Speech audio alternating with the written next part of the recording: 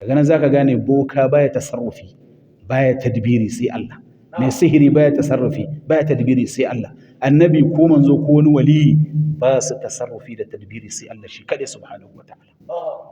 Haƙƙin Allah fa wajibi ne a cinta a rabi shi da haƙƙin bayansa ba kamar da naji wani jahili ba Munir Adam Koza na cewa ba a bambantawa tsakanin haƙƙin Allah da annabi, in ka ji an bambanta ya ce anan ne ma aka yi shirka ko wata magana mai kama da haka. Cha tauhidi haɗewa ne kawai, haɗe Allah da annabi.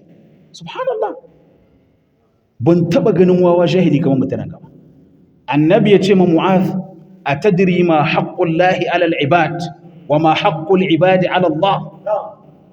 Mu'az ya ce bai sani ba, Allahu wa rasuluhu a'lam.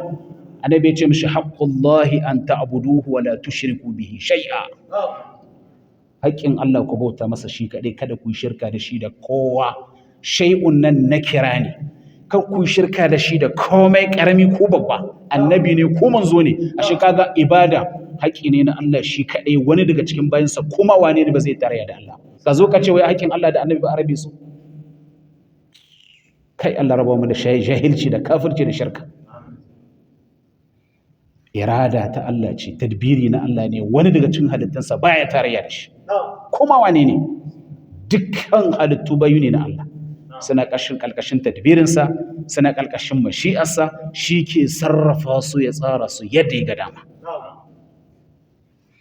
Allah ka fahimtar da mu daidai.